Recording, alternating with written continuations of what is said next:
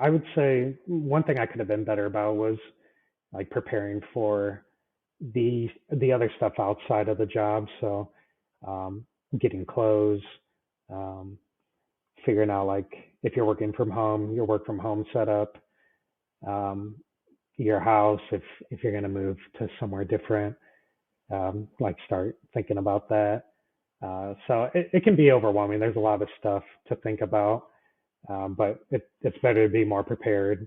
And and then where I was kind of scrambling a little more, but it all worked out. Either way, it'll work out. But it just relieves some stress if you get that head start. Yeah. No, I think that that's a really good thing to highlight for people, which is I think that the major thing that people focus on is how am I going to get paid once I'm out of the military, which fair. I think that understanding where your next job is going to be is very important, especially if you have a family and people to care for or whatever. But transition out of the military is way more, it's much more holistic than just that specific aspect. Hey, everybody. Welcome back to another episode of the Post Military Podcast. If you're new here, welcome and thanks for stopping by. This podcast is designed to help individuals transition from one major chapter of their life to another. Currently, we're focusing on transitioning out of the military and into the civilian world. My guest today is Max Doak. Max was a cyber warfare officer in the Air Force and now works for Deloitte, a major consulting firm. In this episode, we discuss his time in the Air Force, his preparation for his transition out of the Air Force, and advice that he would give to those who are about to follow in his footsteps. As always, thank you so much for listening, and I hope you enjoy the episode. Solemnly swear Do solemnly swear that I will support and defend that I will support and defend the Constitution of the United States the Constitution of the United States.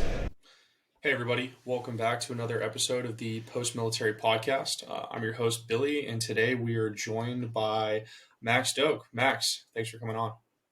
Hey, thanks for having me, Billy. Of course. I'm excited to talk to you. We talked about this before, but just remarked on the coolness of your background, just for everyone watching. And if you're not watching, Max has a bar and a pool table in his house. So it's decor we should all aspire to have someday.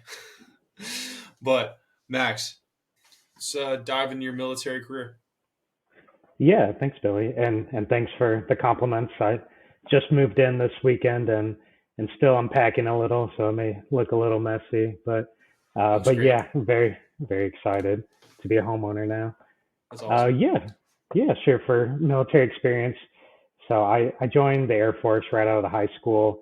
I knew I wanted to do something with computers, but didn't have a lot of money. Didn't really know what I was doing, so joined straight in the Air Force. Got a job as a cyber transport guy, doing some routers and switches configuration. And after going through tech school in our favorite town of Biloxi, Mississippi, got over to Tinker Air Force Base, which you're at too, right? um, so I was in the computer flight for the AWACS, and AWACS is a very old plane, and wasn't too jazzed about the work, and wish I was working on some new computer type stuff. So, and I knew I was going to be there for a while, and I kind of wanted to see other options out in the Air Force. So, looked at the Air Force Academy, got one of those general emails from the first shirt saying, like, hey, there's this lead program, good program if you're not married, if you're under 23, whatever. So I fit those low bars and then had decent grades to where I decided to apply, and then got in and got to the prep school and then to the academy with you. And yeah, and then once there, thought about doing the flying stuff. I thought that was really cool. Took the powered flight summer class, threw up on all my flights, and knew that wasn't for me then. So then went back to my first love of computers and when become a cyber officer. And then yeah, went to UCT with you. Enjoyed that, had a good time. And then while I was at the academy, I really liked the astro engineering. Wasn't the best at it, but I thought it was very interesting. So space was a huge interest of mine. And my number one choice was Patrick Air Force Base which also has the beaches, and you're right by the water. For anyone listening, Patrick Air Force Base is right next to Cape Canaveral, where they launch all of our satellites. So it's nice. It's a nice place to be. Yes, yes, yes. Awesome mission, awesome place to live. So was very fortunate to be there. And then deployed for a little bit. It was that tough deployment we had in South Carolina, where we were working out the NOSC, which was fun and learned a ton. Like that was really cool. And then when I got back to Patrick, we went through a CCRI, a cyber inspection, basically. And that's where I really got an interest in cybersecurity. I thought it was really cool. And I really nerded out on the following the checklist of checking all these things to be secure. And I thought that was really cool. So I wanted to follow like my passion with that. And then at that point, like right after that inspection was kind of where I was like 50-50 about staying in the Air Force. Like I knew there was a lot of good options, but I also was kind of interested in something else. And then yeah, so I got to my next base, which was Wright-Patterson Air Force Base. I was very interested in NASIC, the National Air and Space Intelligence Center, because I thought going through like our tech school, hearing about the mission side that they do and providing all that intelligence just sounded really cool. And I wanted to see some of that like top secret stuff more to see like what all is being done over in the cyber field or whatever. But it was really interesting. And so I got there, did my 2 years there, and then separated. But while I was there, I decided that I wanted to get out and make that transition to the other side. Nothing against the Air Force. Like I enjoyed my time. Like they paid for my bachelor's, they paid for my master's, got to live in Florida, and got a good paycheck, got good benefits and all that, and great people too. It definitely coming from a smaller Indiana town, then going to experience all these different cultures and meeting all these different types of people from all over was very rewarding and very cool. And then so definitely enjoyed that. For me, I just wanted to do something a little more different where I could see the cutting edge technology, where I was working with like my first love was computers, and wanted to be dealing with that advanced technology, which the Air Force has some of, but not a lot. And I knew that the private industry was way ahead and was very interested in that. Yeah, to give a little bit more context for people listening, because I ended up working at the same unit you did at Tinker. The AWACS, which is a giant passenger plane with a frisbee on top of it, it runs the old models back when you and I were there. They run a mainframe, which is a really old computer that runs off of a programming language that no one else uses anymore. It is an IBM mainframe language, and I cannot remember the name of it to save my life, but it is like the only place that I think that it's used still. And so if you show up as an airman, you have to literally learn this programming language, and it's basically like you have to learn how to speak Latin, and with the full knowledge that you'll never speak Latin again a day in your life. And so I definitely understand the need to, or the desire to go dabble in advanced tech. I mean, I work at a cloud provider now, so I'm very much so I very much so get that for sure. So when you decided that you wanted to move on, which I completely understand, it's sometimes there's just things that you want to do that the Air Force can't provide for you. And also, once the Air Force, the military is unique in the sense that you get kind of set on a track, and if you don't like the track that you're on, it's almost impossible to achieve the escape velocity necessary to move into another track. And so I understand wanting to leave that. And once you knew that you were going to make that jump, how long did you have before your separation date? Sure, sure. So I think I made that decision about 2 years out, like 2 years to a year and a half. And then that's kind of where I was. And I was kind of lucky on the timing because it was right when COVID hit. And, and so I kind of reaped the benefits of that where we were trying to burn money because we couldn't do any of our travel anymore. So we got lucky where we put in a bunch of requests for CISP training, and um, and that was something I was very interested in, and so that really helped like build my resume where I was able to get that certification. And then I also knew I wanted to like finish my master's as well, so I finished that like right when I got to Ohio as well. So to prepare, I wanted to get like a strong resume where, uh, well, the Air Force experience like helped with that. But then I wanted to strengthen my like education and like in the cyber field. It's they love the certs or the like experience with that.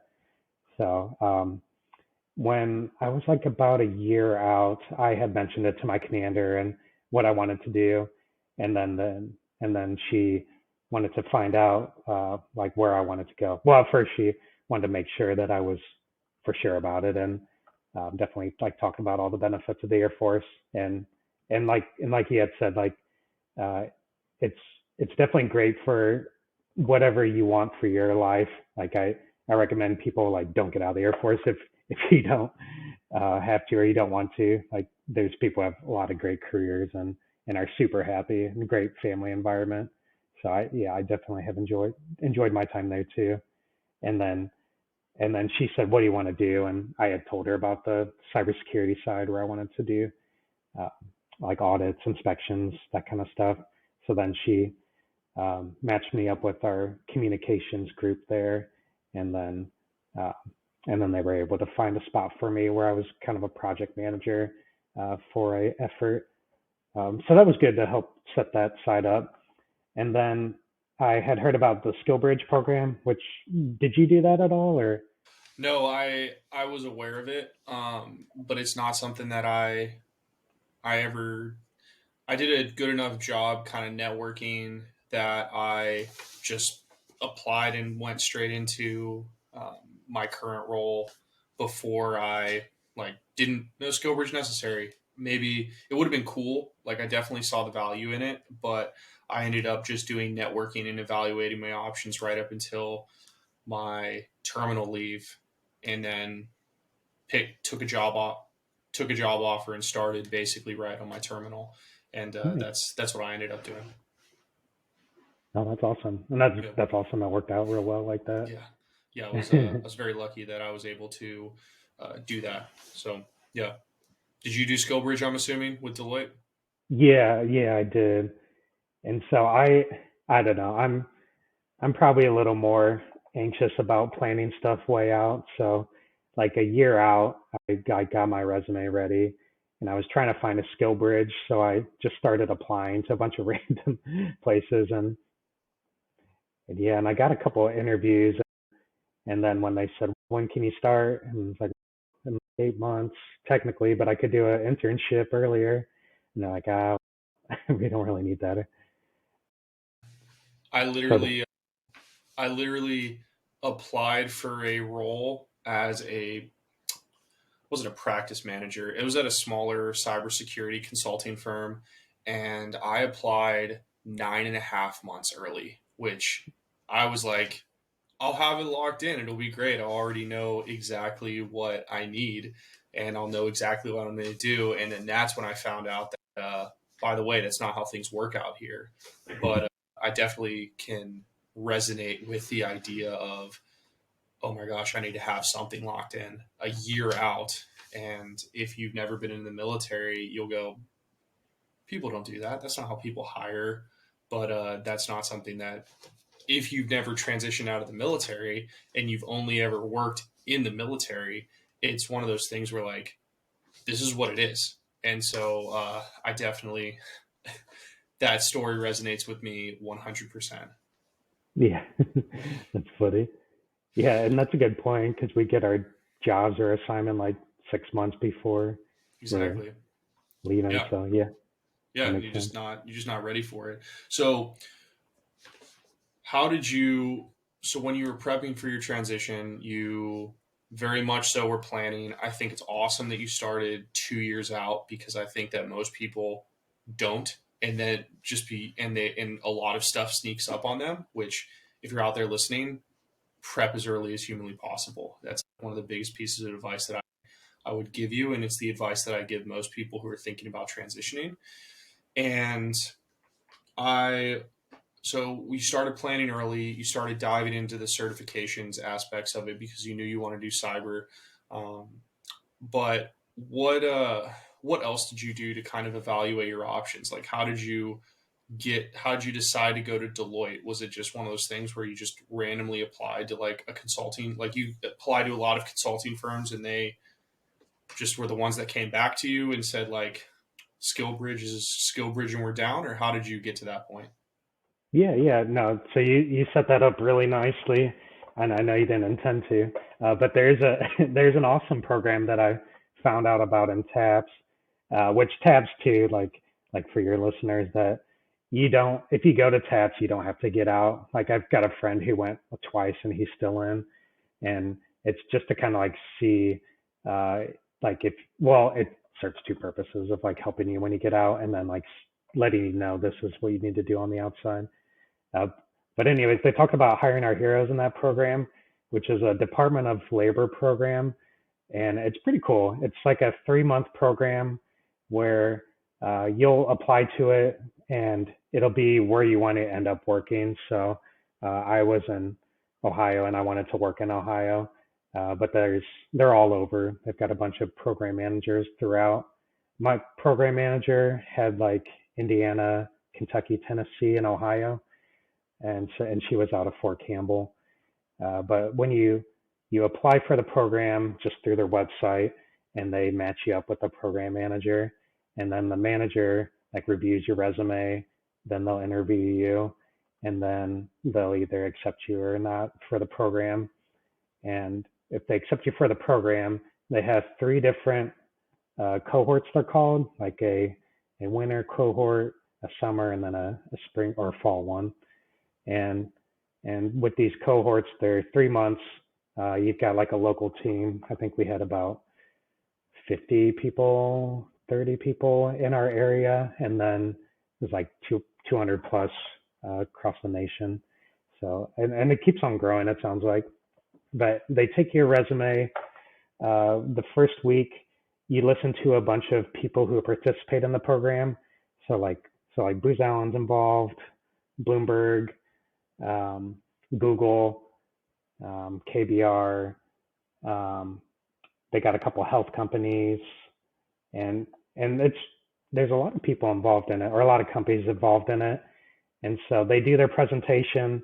What really stuck out to me was they said Deloitte was the number one cybersecurity consulting firm out of the big four consulting firms. So that I thought that was awesome. Like I want to go to the best, and they do consulting, which I mean, you can do so much there. Yeah. It's Could very you diverse. could you real fast break down to people who are, I didn't know this when I was getting out of the military. What are the big four consulting firms? Can you like kind of talk what that, like, what does that mean? Yeah, yeah, definitely. And I didn't know either until I joined Yeah. Deloitte. Yeah. But yeah, there's like four. They call them the big four consulting firms, and it's debatable on what you look at as the best. And so there's Deloitte, there's PwC, there's um, gosh, I knew I was gonna forget them on the spot. EY, EY, yeah, Ernest and Young, KPMG. and KPMG. There you go. You Thank failed you. the test. Backing me up. Yeah. I do bad under pressure. It's all good. Me too. Yes. So yeah. So thank you for that. Those are the big four consulting companies, and and so with the hiring our heroes, you listen to all these presentations from global people, and then as well as companies within your area. So there was a couple smaller companies in Ohio that had kind of pitched their company, and then they give a matching phase where they send your resume to either everybody involved in the program and your local ones, or the like companies will reach out to you and ask if you're interested in an internship, and then you set up interviews with them. So I had about 7 or 8 interviews, and I definitely recommend taking them because interviewing is awkward and hard. So It's great um, practice for sure.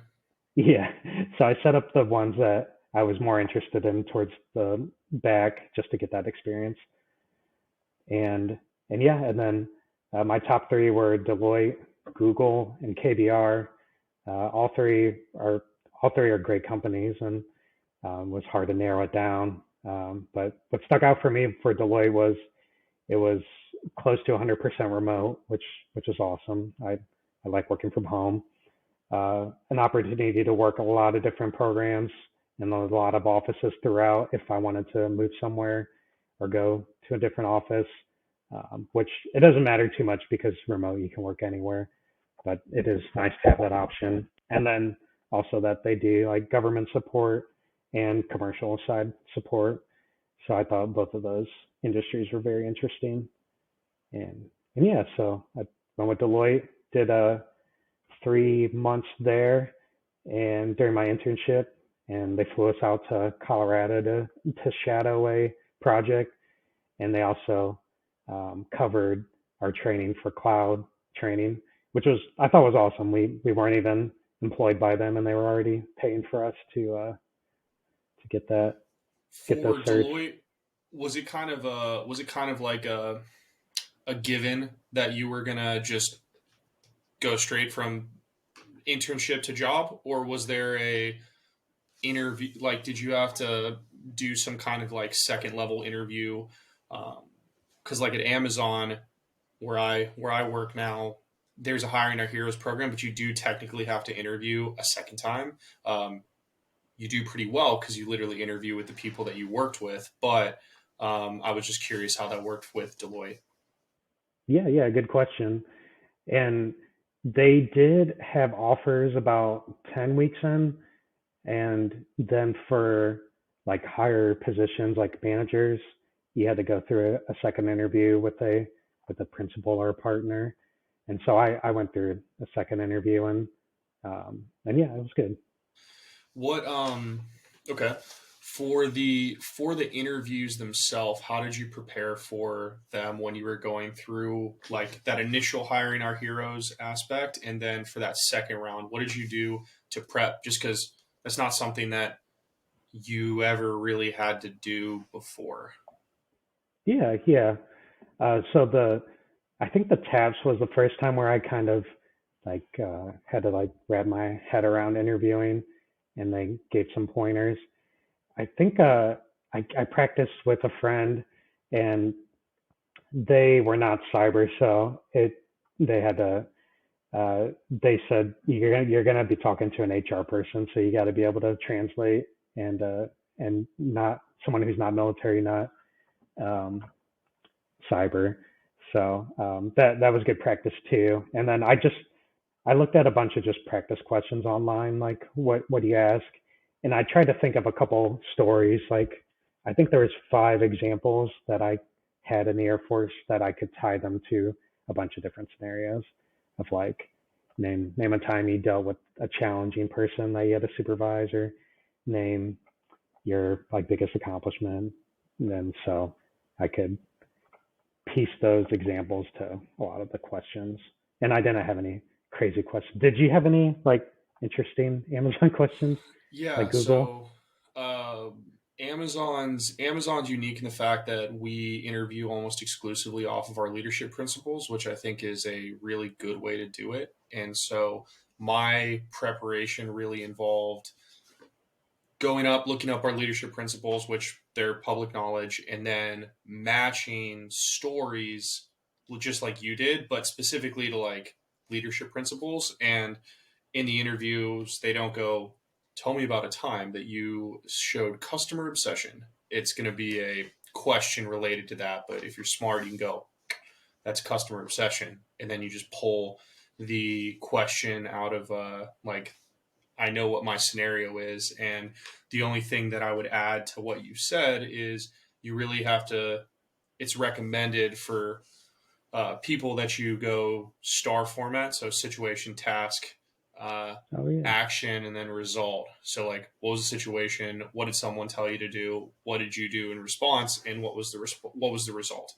And so I literally had a spreadsheet where it was like leadership principle one, situation, task, action, result. And so I had that all prepped. But something that I think that you brought up that's really important is you really have to, going military to civilian, no one knows what is happening in the military. Like, you start learning real quick that we're like an infinitesimal percentage of the American population. And once you factor in global population, if you're interviewing with a global company, so you might be talking to someone who doesn't even live in America, all of your experiences are going to be are rather, what's the word? Boutique. Like, no one gets it. And so you have to learn how to translate that. And then in cyber, it just adds another, like, man, people don't know how computers work most of the time. So you have to, like, for anyone listening to this, and you're if you're in the military, translating your experience is already going to be difficult.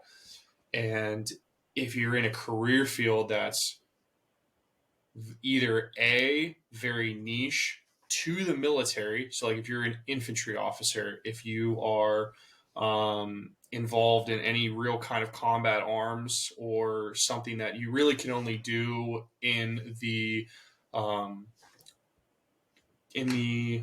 what's the word I'm thinking of, context of warfare, you're going to have to do a lot of like practice to translate that from military talk to civilian talk so that someone can understand.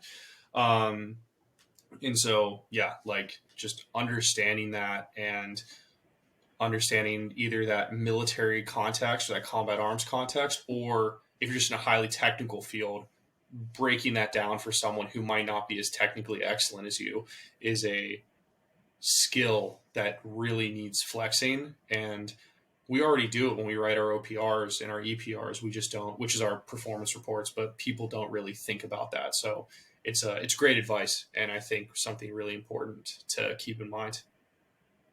Yeah, definitely. Yeah, and thanks for breaking that down. I That's good. appreciate it.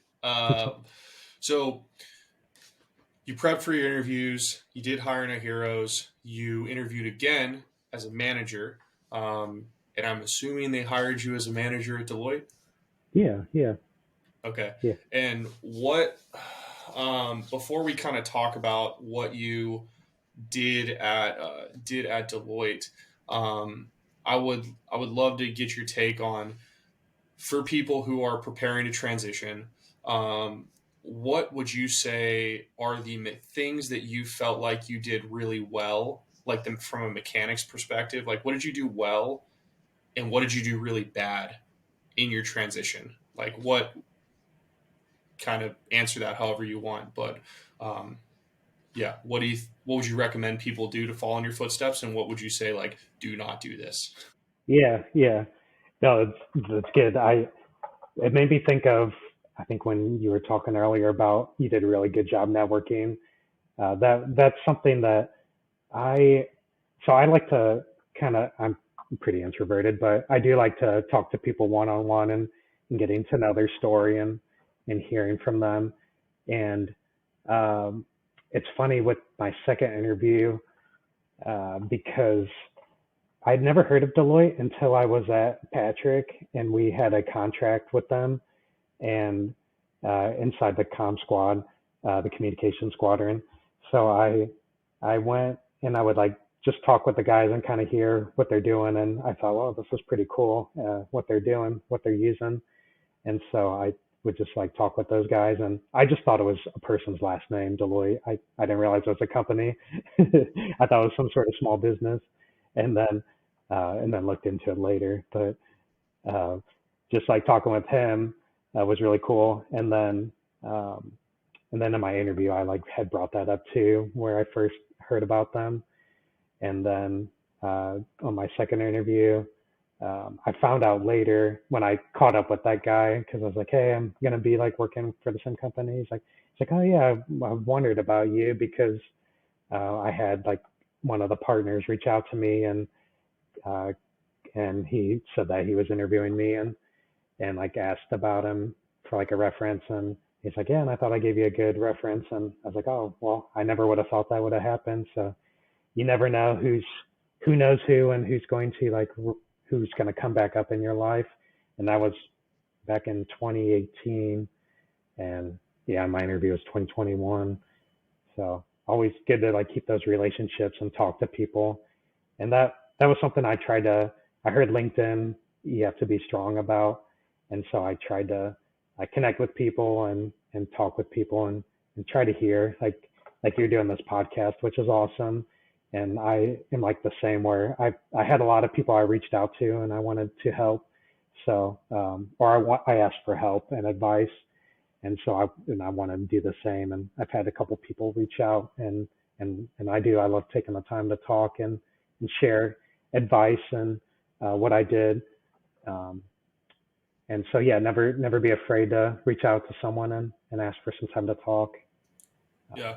The thing that I'll add on to that, and like what like plus one to everything that you just said, and for everyone who's listening, if you've never gotten on LinkedIn or if you think random people aren't going to talk to me, the never underestimate what folks who are out of the military will do for individuals that are transitioning out of the military. The I don't think I've ever encountered a more helpful community than veterans who have been where you are right now in your transition journey, and are like I talked to a lot of people when I was getting out, and every single one of them was like, "Yeah, what do you need? Like, I will. Do you need recommendations? Do you need more people to talk to? Like, what can I do to be helpful?" And so, just understand that by like you're part of a group of people who um, are all come from a same common point, and you can really lean on that commonality to get good information and connections that you need. So I completely agree with that, Max, for sure. Yeah, thank you. Yeah, and I think where I kind of started from was the like resume. I I mean, you can Google resumes and it's a pretty overwhelming all that's out there. And then like one of our mutual friends, Eric, had gotten out before me, and so I had just asked him for like to see his resume, and then I was thinking, oh, I can use a lot of this, and this helps me out, and talk to him about it. So, like you said, lean on those people out there. Like it could be someone you barely work with, or someone who has similar interests to you on LinkedIn. They're all out there. Yeah, it is. It's the resources are honestly the paradox of choice really sets in because there's so many options. So don't let that paralyze you, and just kind of get out there and start sifting through all the information, and really leaning on people will be really helpful for that. Do you think that there's anything that you could have done better in your transition, like that you wish you would have, like something that you wish you could have improved on? Sure. Yeah, I think so. The first thing that I think of, which doesn't really line up with the transition, but um, was the like extra stuff outside of the job. So like the VA, going through that process a little earlier because I had waited to like schedule a lot of appointments later, and then I had to like file my claim, which I used AMVETS, which was a great organization to help me with my paperwork. But I couldn't do the early filing that you can do like 90 days out or something like that. I'm honestly not sure. I went through a different medical process, so Okay. Oh uh, yeah, that's right. yeah, yeah. But that's cool. What is AMVETS? Before you Yeah, continue. I forget what it stands for. I'm guessing it's American Vets, but they have a bunch of these programs that They're not-for-profits. They're a free service. They can help you with filing your VA disability claim, and you can send them your records. They review them, and then they make some recommendations of disabilities that you should file for, like your entitlements for service. So it's a great program, and help out when I don't know anything about legal paperwork, so it was very helpful. Yeah, my piece of advice that I would add to that for people who are preparing for their transition is get your medical records early.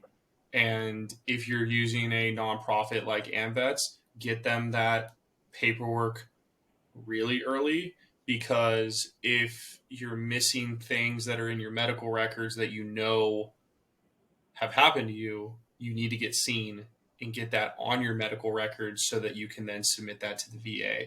And everyone in the military is big and tough. Like, we don't like telling people that we're sick or busted, especially if you're in a career field that if you admit that, then they're going to take you off flight status, or you're not going to be able to go down range with your buddies or whatever it is. Just understand that as you transition from military you to just individual you, you only do that once, and getting your VA rating edited post transition is much more difficult than doing it this first time. So really give yourself the time and be intentional about that whole process for sure. Yeah, definitely. So after you talked to AMVETS and you gave them all of your paperwork, then you just what happened next? Yeah. So they talked to you, kind of said, like, is there anything that I should look for, or like, what are things that you're thinking about? And so I gave them like a list of like big things that I had thought of, and then they find a couple other ones, and then they just set up a meeting with you, and you go into their office, and they just review all the paperwork and talk through it, and then you just sign it.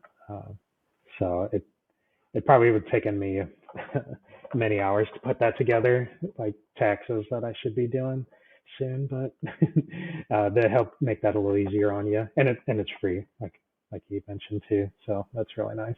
For sure. So, any other before we kind of move on to Deloitte and just Yeah. post military you, what is there anything else that you would recommend to people that they should really do or focus on, in terms of like the mechanics of their transition, like things that they should be doing or should not be doing? Yeah. I would say one thing I could have been better about was like preparing for the other stuff outside of the job. So um, getting clothes, um, figuring out like if you're working from home, your work from home setup, um, your house, if you're going to move to somewhere different, like start thinking about that. So it can be overwhelming. There's a lot of stuff to think about, but it's better to be more prepared, and then where I was kind of scrambling a little more, but it all worked out. Either way, it'll work out, but it just relieves some stress if you get that head start. Yeah. No, I think that that's a really good thing to highlight for people, which is I think that the major thing that people focus on is how am I going to get paid once I'm out of the military, which fair. I think that understanding where your next job is going to be is very important, especially if you have a family and people to care for or whatever. But transitioning out of the military is it's much more holistic than just that specific aspect. So I think that's a great thing to highlight for everyone out there. So you get out, you're in Deloitte now. You're a manager. You're a manager at Deloitte. What was your initial feelings right after you transitioned out? Yeah. So it's interesting because I was going through that internship, which really helped out. It was very like smooth to where I was getting the Air Force paycheck and technically TDY. so that was kind of my like first intro to like the private life.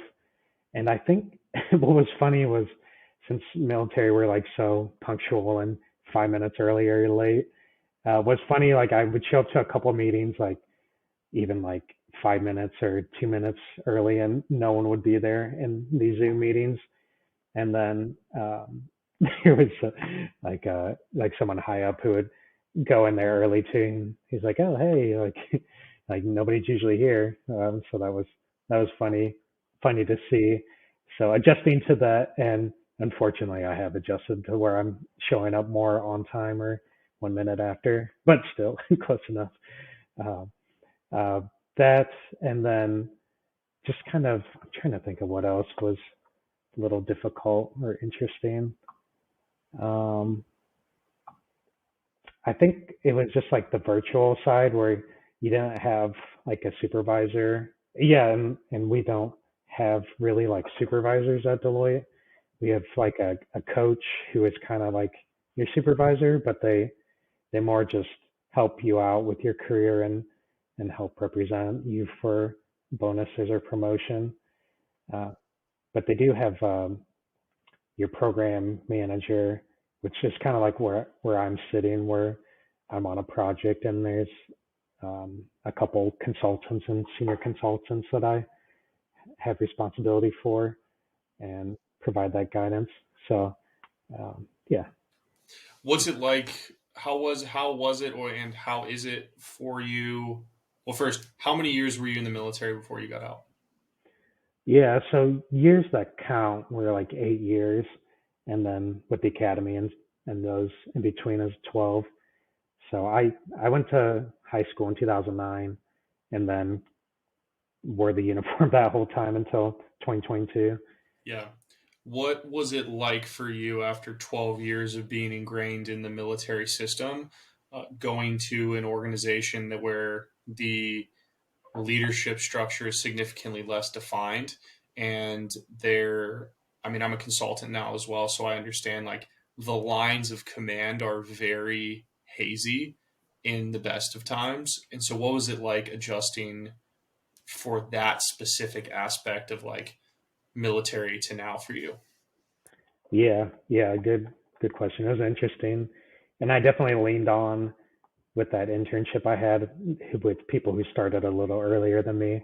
I definitely like leaned on them for questions, and and I think that's what really helped me was just kind of being able to send a Teams message or a Skype message to someone through there, or like people on the project where I could lean on certain people and ask questions and be like, hey, I'm kind of new, still learning like this. Is this normal or is this not?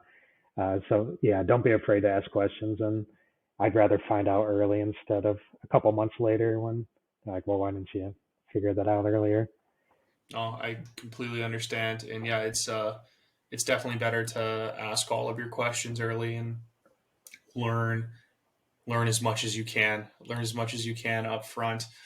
Did Have you found that what's it like for you managing projects now versus managing projects when you were in the military? Because as an officer in the military, you're running things and you're in charge of a significant amount of people and programs, and then you go to the civilian side where you're managing less people, for sure, and you just don't have that implicit level of authority that comes from the military. So what was that like for you? Yeah, it was very interesting. And when I started, I got on a project within like 2 weeks of starting, and and I was asked to help build the program. So I got like a list of these billets, um, these openings, and saying like, here's we call it like the bench, like people who are looking for a project. Like here's the bench, here's what we need. Like go find people. So I had to go and like look at their resumes, like interview people, and that was pretty different for me because with the other projects, you just like get people throwing at you like, hey, get these airmen, like get this stuff done. Like you don't get to pick your team, so that was pretty neat. And another like difference with Deloitte is just so massive, and they have a bunch of money, a bunch of resources. Where I felt like when you're in the Air Force, you're resource constrained, and you just have to do the best that you can do with what you have.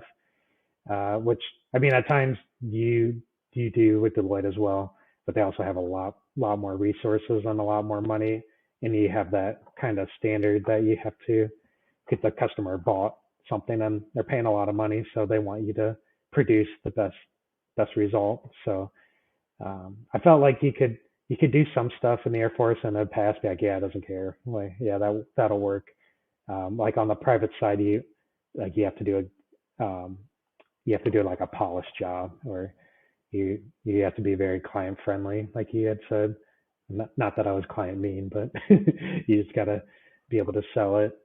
Um, so that No, was I completely get I completely get that. In the military, it's kind of like, well, someone needs to do it, and so then you're like, I guess I'll do it, and then there's really not an expectation that you're going to do it super well. Like, you should do it well, but it's kind of like a slapdash kind of job sometimes. And once someone on the outside, people are paying money, and so you better provide a service worthy of what they're paying, which is definitely an interesting shift in uh, mentalities.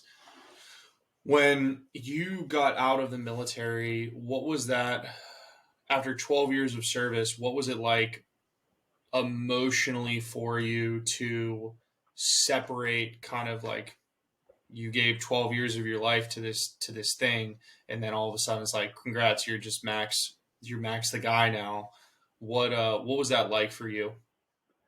it was pretty cool, and I think with the military, you always have that uncertainty of I could get deployed, I could get sent to another base. It was really cool to know that I can choose what to do. Like if I want to live here in Ohio, if I want to live somewhere else, like I can do that. And being able to say no too. Of when I interviewed with a couple companies and they wanted me to join, it felt like I felt bad to say like I chose a different company, but then I thought too of like, well, I'm not like owed to them, like I'm tied to the Air Force. So it was cool to have that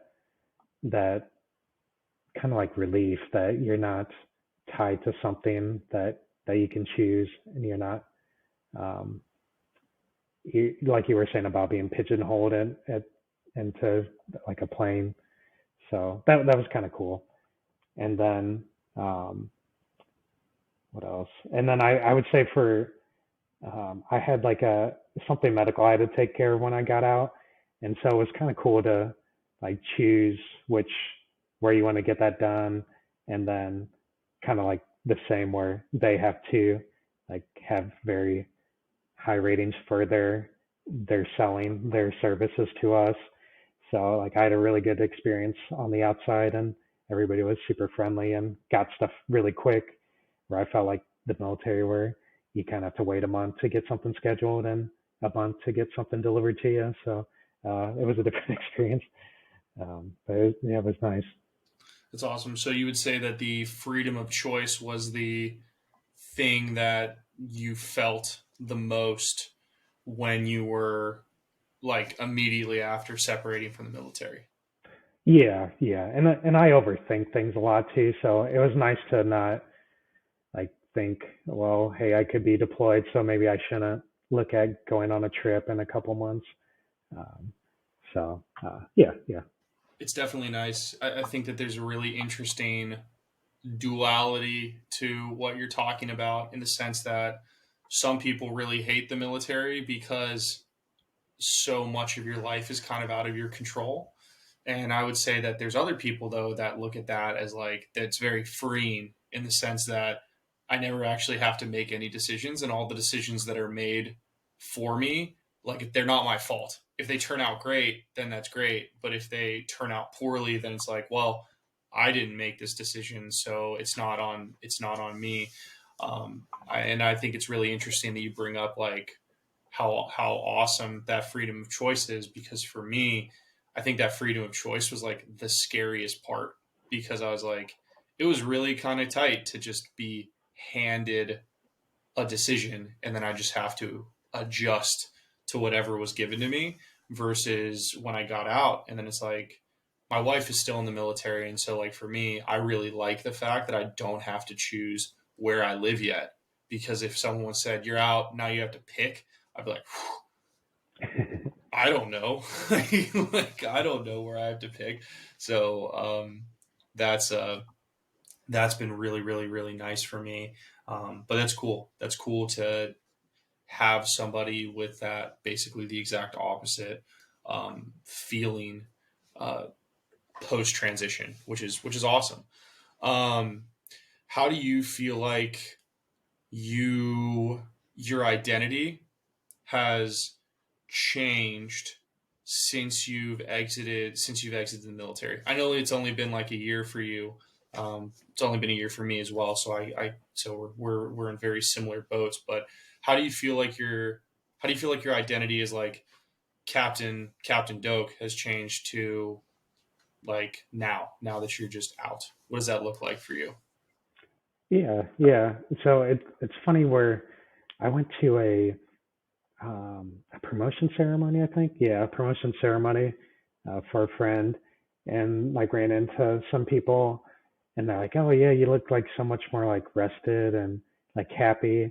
Not that I was like being run dry, but I think I was just put like undue stress on myself at the time, and so being able to like have that control of my life and being able to do really what I was like passionate about to do, I think that really helped like me. And um, there was another thing I had thought of. Oh, my job satisfaction I think has been really high.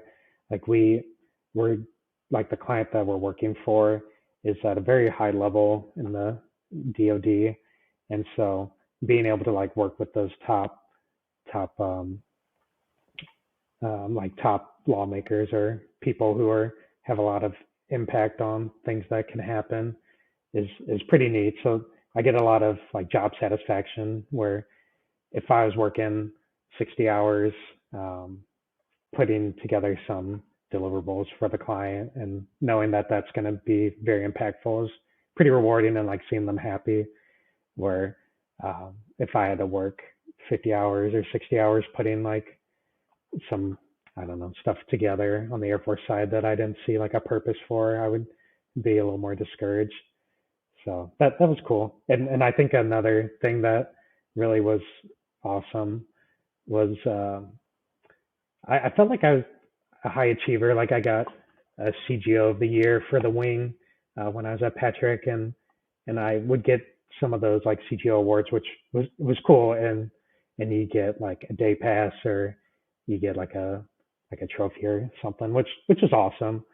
And then for Deloitte, if you do something well, they can nominate you for cash awards, or so it was neat to like work really hard, and I was working on an effort that was like kind of exhausting, and then I got a notification about a senior manager giving me a cash award for it, and it was a lot of money, so I thought that this like was definitely worth it, and just kind of rejuvenated my efforts.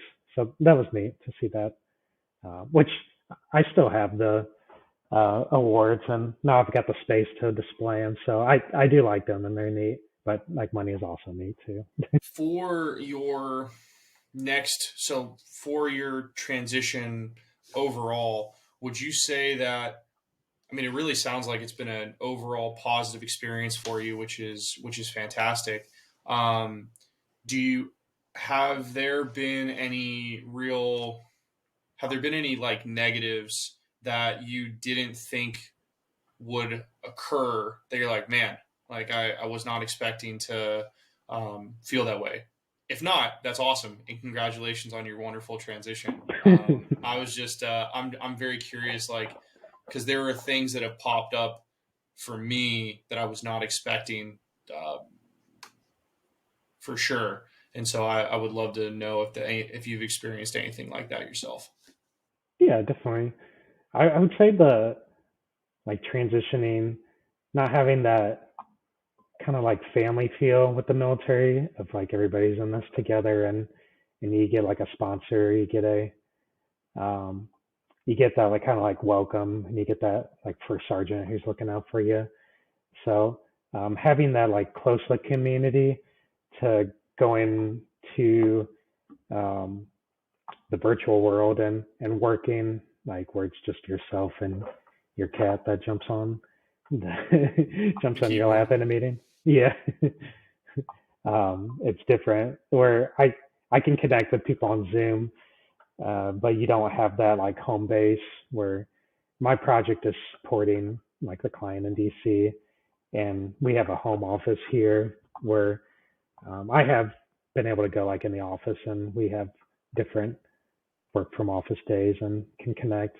But that kind of like, I wouldn't say like feeling alone, but you don't feel as like surrounded with people, which is different.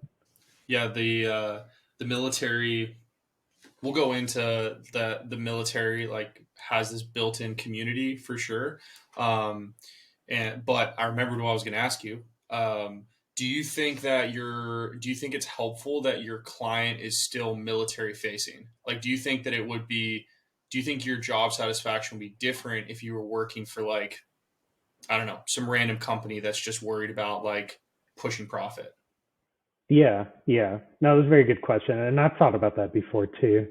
Like it did help me easily transition because it was like you're talking about that Latin analogy of I kind of had an advantage of knowing a lot of the Air Force stuff where a lot of the people on my team had no military experience. So that did help me one up that transition. And then I also kind of think too, like if I were to work for, or not work for, but if one of my clients were like on the commercial side, I think that would be kind of interesting to like see how that would translate. So yeah, I definitely cheated on that front, but it is I don't know if it's interesting. I don't know if it's cheating. I think what's really highlighted to me for you is that you've done a very excellent job of aligning your values with the choices that you made in life, which is you knew you wanted to get out of the military because you really valued that freedom of choice, which not everyone does, but you really did. So getting out for that reason is very, very valid. And then you knew what kind of work you wanted to do, which was still wanted to be a manager, but you really enjoy the work from home aspects, which I think is great. And I don't know if you picked the project to work in the DoD space, but it sounds like you really understand like, hey, I want to still work on projects that have some kind of mission aspect to them. Like, and so that allowed you to continue to serve in some capacity, which I think is at the end of the day, like I wouldn't call it cheating. I just think that you have well aligned values, and I think that it's important for people to hear that because if you can transition and have a good understanding of those values, then your satisfaction post transition when you have to kind of put that last chapter of your life to bed, it becomes a lot easier because on the days that you miss the military, like for you, on days where you're like, man, my community's not as tight knit, you can then look at your aligned values and go, that might be true. However, I'm still getting to make the country a better place. I now have full control of my life. And like, there's all those positives that you can use to kind of buffer yourself against those couple of negative things you might feel every now and again, which I think is really, really good. Yeah, I agree. Yeah, that's very well said. Very articulated. Very well. You're good Thank at you. this. It's like yeah, it's like I have a podcast or something like that. So Right. what for you the military, so oh yeah, so that I remember now. So the military, we talked about community, and I think that the military has a lot of built-in additional things that don't exist in any other traditional job. For example, you have that built in community. It's a lot more all consuming from a lifestyle perspective. And then also just from your job, there is no job that exists in corporate America that is going to say, hey, we're hiring you to be for you like an engagement manager, but also you have to run all the PT tests for the Ohio office for Deloitte, or you have to do some additional, you have to run the snack bar for the office in Ohio for Deloitte. Um, did you have you had any issues kind of like dealing with the fact that the military, when you leave the military, there's all those additional aspects outside of just like, I work for money?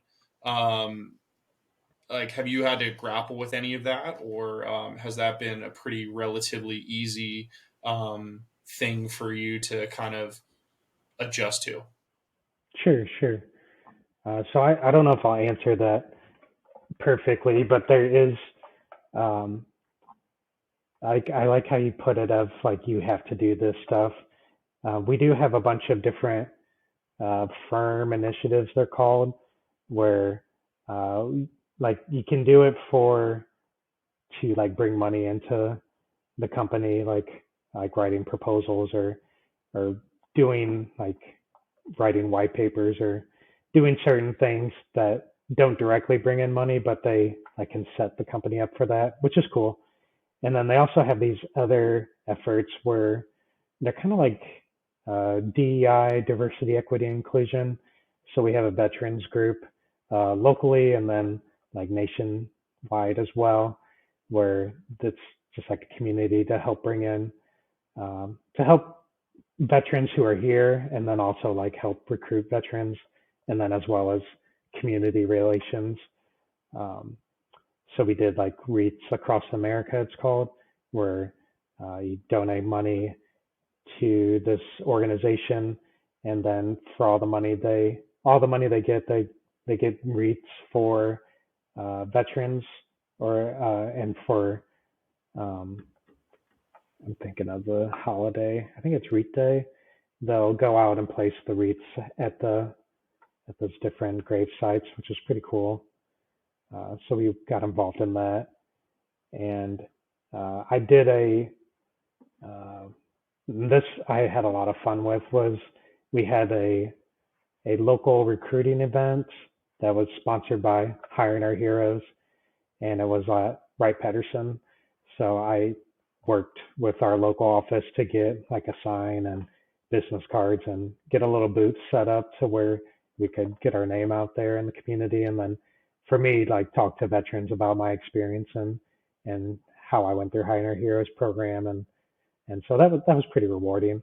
And no one made me do that. It was something that like I was interested in. Like if I was passionate about the snack bar, like that's what I wanted to do. And and then the like last example was we've got like a strong DEI effort, and there's you don't have to be members of these communities, like you can just be allies. So there's like a women's group, any kind of race has their own, not their own group, but um, their own program, and like anybody can be an ally to it. And they'll bring in celebrities, and like we had Common for Black History Month one year, which was really cool. Um, I, of course, I'm going to blank on the other ones that we've had, but we had a Peloton, one of the ladies from the Peloton for Women's History Month, and that was cool too. So it's neat to see like the money that Deloitte will put in for its people and the community as well is neat to be a That's part cool. of. No, that's awesome. Do you think you pursue all these additional things within Deloitte because you're obviously interested in them, but have you explored, I guess the first question is, have you explored additional things that bring like additional purpose and fulfillment to your life outside of your job? Or have you really stayed within the boundaries of the company? Yeah, no, that's good. That's good ask because I think the original like intentions of like doing those were to meet people and like you mentioned about the community that you don't have. So I thought that'd be a good way to network, but also like make friends as well, which is cool. But No, I volunteered like right when I got out at like a animal shelter. Like I'm a dog lover, so I But you have did. a cat. Yeah, yeah. I know. The dogs are they'd be too rowdy, so they're not at the I get picture it. right now. I have a dog and she is very furry and I she sheds all over my house. So I get it. Yeah, yeah. Barking all the time. Yep. Surprised I haven't heard them. She's But outside. oh, okay. Yeah, Yeah, she good. doesn't get to be in the house during recording sessions. Yes, smart. Yeah, mine are upstairs. I love that. Uh, So yeah. okay, so you joined a shelter. Sorry to derail. Sorry to derail your wonderful explanation And of serving the animal community in Ohio. yeah, yeah. No, and I did that a lot at first, but then once I got busy with work, I just kind of stuck into the work stuff and stuff I could do from home. So that was Yeah, kind of nice. no, I get that. Do you think that it's hard for veterans to pursue extracurriculars that bring them additional purpose outside of work because the military really was this like single source of everything for us. Like we kind of almost leave the military with this idea that everything has to come from a single place. Yeah, that's interesting because I at least like the veterans in like my local area that are out, they all have like a lot of kids and so they're doing like their life revolves around their kids' activities. So like people in our age group that have gotten out, um, I don't know. To be honest, like they're just kind of like doing their things with their spouses or significant others.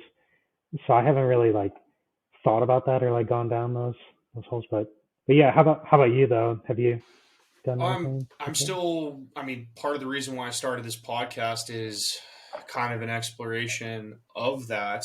When I was in my when I started off in my job, I realized I got into all these additional projects. Like I started like putting my nose into things that weren't necessarily in my job description, and not that they weren't interesting things, but I was like, why am I doing that? And I go, oh, for me at least, I'm picking these things up because I had additional duties in the military, so it's just like within my nature to just grab additional, like I just like take authority, and that's just who I was as a person.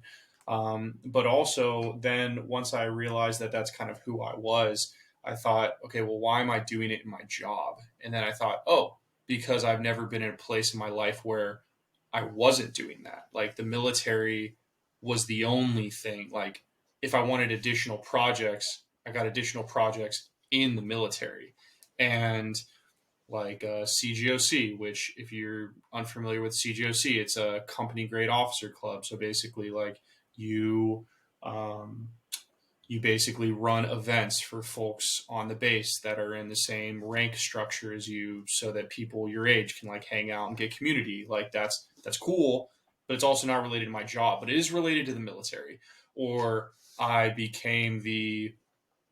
ran a squadron bar. So I made sure that there was beer in the fridge, and like every other Friday we would have like an event where I would like do games and like stuff like that. And like again, part of the military, not part of my job. But when I exited the military, I looked at everything as my job. Like the military was my job when in reality it wasn't. Like my job was IT cyber security instructor. And then I had all these other things that came with it were part of the military, not part of my job. And so when I left, in my head I subconsciously thought like, oh, my next job has all of these aspects to it as well, which it doesn't. It's just like Amazon's paying me to be a cybersecurity consultant. They're not paying me to run a squadron bar or do all these additional things. And it's not bad to find additional purpose within DINE initiative, DE and I, DINE, DE and I initiatives, or doing all these additional volunteer things. I think that that's great.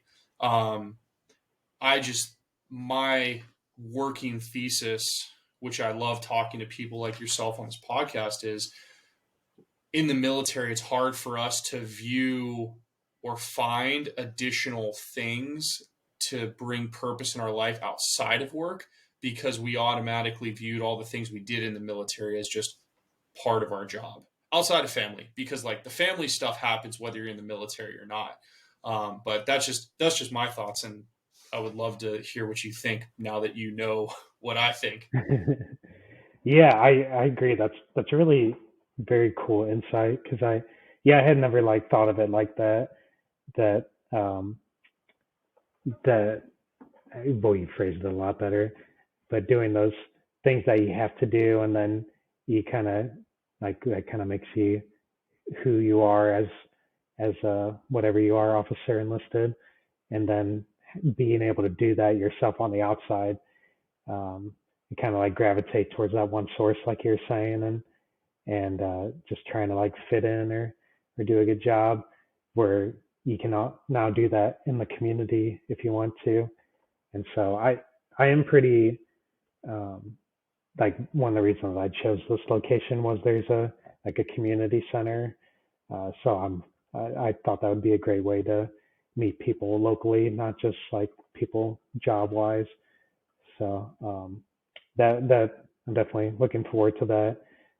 But yeah, that was a good thesis and good advice. So I definitely would like to do more of that too, not all Deloitte. Yeah, and it's definitely like for anyone listening who really loves their job and who really does a lot of stuff for their job, that what I just said, I do not want it to come across like I'm knocking people who find value in that at all. Um, I'm more interested in, is that what we veterans automatically default to because it's such a natural thing for us because of what I described. And I bring it up more so to tell people who kind of like myself, like if you don't find value in those additional things that you're picking up in your job, that's okay. And there is a way to have your job just be a job and find additional purpose and value outside of the work that you do. And there's a lot of ways to explore community building and giving back and finding that purpose out. And it doesn't have to be with the organization that pays you money. And I just don't think that we have that conversation enough. But if someone is out there and they're just absolutely loving all the additional stuff that they're doing with their job, I think that that's sick, and I'm very, very happy for you. And I wish you the best. And if that's what works for you, that's 100% awesome, and you should keep doing that for sure. So Yeah, yeah, yeah, I definitely agree. It doesn't hurt to try stuff. No, not at all. I think that as everyone gets out of the military, it's like you really do kind of have to be open to experimentation. And just the cool part about having that freedom that you talked about loving so much is that you get the chance to be if you don't like it, you can go do something else. Like that's sick. Like that's a thing that you're not used to, moving on from that military chapter of your life, which is very much so more structured, which is cool, but also like not cool. So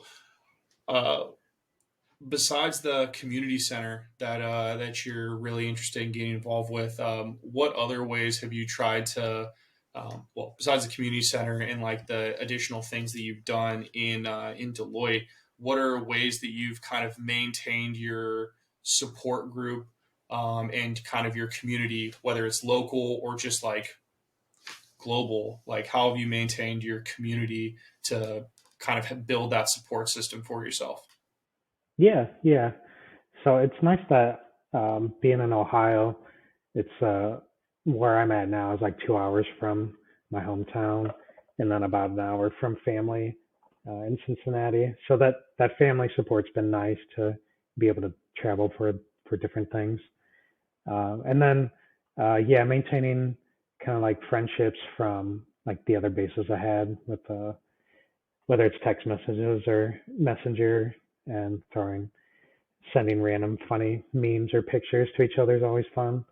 Um, so we kept that going, and then meeting some new people at Deloitte and hanging out with them, and then I also had like a couple of fun neighbors too when I was at my other place. Um, so keeping those relationships have been good, been fun. I definitely want to. Actually, a friend was at Cyber 200, and we went to like watch a soccer game, and he asked about, and I'm a big soccer fan, so I should probably put a soccer ball back there too. Yeah, you should. Wrong football, bro. Yeah, right. Um, and he had talked about like a like a supporters club that he would go to watch games, and he had that community of fans there, and that's fun because I like to go to sporting events, and even if I'm not a fan of that team, it's just fun to get out and have that atmosphere. Um, yeah, that's kind of a It's awesome. roundabout way. No, no, that's great. I think that that's really cool what you're doing to. I think one of the things that gets people down the fastest is if you leave the military and then you have no one, and it's finding friends is hard outside of the military because we're so used to you move to a new base, you show up to your unit, and then they're like, here's all these people that do the same thing that you do that are just looking to have a good time, and you're like, what's up, brand new friends? And Yeah, friends, that's please. yeah, exactly. And so that's a little bit more difficult to do once you're out because like again, if you especially if you work in a distributed online environment like you or I do, you ain't hanging out with your work friends like because they're in Florida or wherever. Uh, so for you, has it been weird going back to any of the military events? Like you said, you went back to like a promotion ceremony. Has any of that been like strange for you, or has it been good? Yeah, I think just because I had a lot of friends there that I hang out with, it didn't feel too strange. It does feel strange like going back on the base though. Like you feel like you don't belong there, like you're sneaking on or something. But um, yeah, it's a little bit different here and there. It's like like sporting events when the national anthem goes off and you think of like being at attention or saluting, and yeah, God, you don't have to That's do not me that. anymore. Yeah, Yeah. that's um, that's not me. I So just had to put my hand in my heart like a good American. you're right. Yeah. Yeah, So it gets so like kind of goosebumps or like twinges, but it passes pretty quickly. I feel like. yeah, that's cool. Yeah. Um, so I guess we kind of talked about this already, but I kind of highlighted that I think you did a really good job of kind of like aligning, understanding what value, like why you wanted to get out of the military, and then aligning those values with a job that you wanted. Um, do you have any advice for people who are going to get out of the military, um, in terms of not necessarily like what they should do to get out of the military, like we already talked about, but for getting over that emotional hurdle of like separating yourself from the military, especially someone who was enlisted and then was an officer. So you've kind of really experienced everything that the military has to offer in terms of rank structure, and identities. What would you recommend for someone to either think about or do to prepare for that kind of shift of identity from you who's in the military to you who is out of the military? Yeah. Yeah. I think the first thing I think of is, uh, like you said, like find something you like. Just because I was a cyber guy, I didn't have to be a cyber employee. I've heard of plenty of people who do career changes, and they're happy. So like find what you want to do, and that might be taking a position with a lower pay. And I know for me, like they always say, like cybersecurity, like you don't have to worry about a job. but I was worried about finding a job that I would like. So I was definitely antsy about that, and was very fortunate to have a bunch of options to choose from, and where I'm pretty settled now. But I've heard of people too that will find a job, it's not what they thought it was, and then they'll go and find another job, and that's perfectly fine. So don't don't feel like you have to that the decision you make is definitely important for your next job, but know too that like you're not stuck in there. You're not going to have to wait till you PCS if you don't like it and you find something better. Like it doesn't. You don't owe that company anything, so it's okay to leave and okay to do something else. And that could be something totally different too. With like if you were cyber and then you want to be a realtor, or I don't know, a finance bro. There's a lot out there. So you don't have to pigeonhole yourself into one track.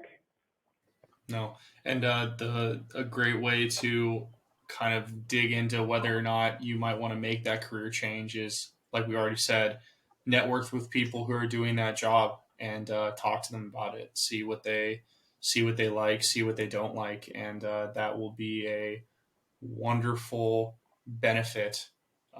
That's something that you can glean through having quick conversations with folks, and um, really it will really inform your decision, which is really really really good.